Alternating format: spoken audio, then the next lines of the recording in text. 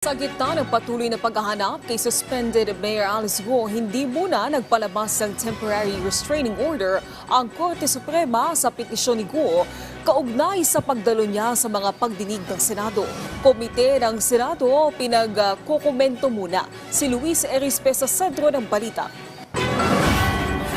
Matapos maghain ng petisyon sa Korte Suprema ng kampo ni suspended Bamban Tarlac Mayor Alice Guo para hindi sila piliting dumalo sa mga pagdinig sa Senado, ang Korte Suprema sumagot na kay Guo. Pero imbis na temporary restraining order o writ of injunction, ang sagot lang sa ngayon ng pinakamataas na hukuman. Magkomento ang mga respondents ng petisyon na Senate Committee on Women, Children, Family Relations and Gender Equality. The court required the respondent Senate Committee to file its comment to the petition and prayer for TRO within a non-extendable period of 10 days from notice.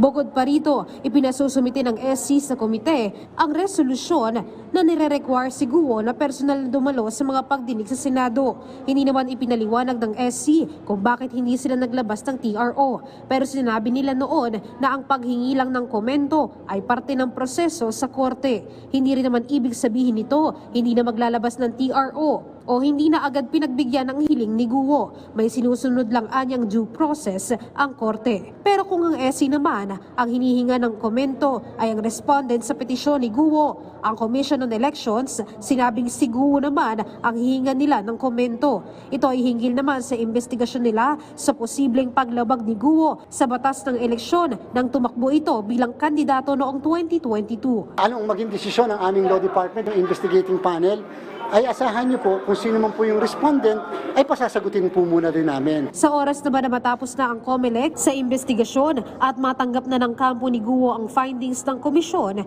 5 araw ang ibibigay ng COMELEC para sumagot si Guo. Pero kapag hindi niya ito makasagot, posibleng magdesisyon na ang COMELEC and Bank kung kakasuhan ba si Guo ng kasong kriminal o paglabag sa Omnibus Election Code. Kung ayaw sumagot, wala na po kami magagawa sapagkat binigyan naman po namin ng pagkakataon na makasagot. Nilinaw naman ng COMELEC na kahit minamadali nila ang kanilang investigasyon, hindi naman sila nakikipag-unahan sa pag-iimbestiga ng ibang ahensya. Ang mahalaga ay malutas ang issue bago pa muling dumating ang paghahain ng kandidatura para sa 2025 elections. Hindi po kami nakikipag-unahan sa ibang ahensya ng pamahalaan, ng DOJ, ng Office of the Solicitor General o sa Korte, wala po. Ang sa atin po ay gusto lang natin maging maliwanag ang bagay na ito bago mag-filing ng candidacy. At the same time, alamin din namin kung talagang meron ng misrepresentation. Nauna lang sinabi ng COMELEC na inaasahan nilang sa susunod na linggo, ilalabas na ang resulta ng kanilang investigasyon hinggil kay Guo, kasama na ang fingerprint analysis ng komisyon.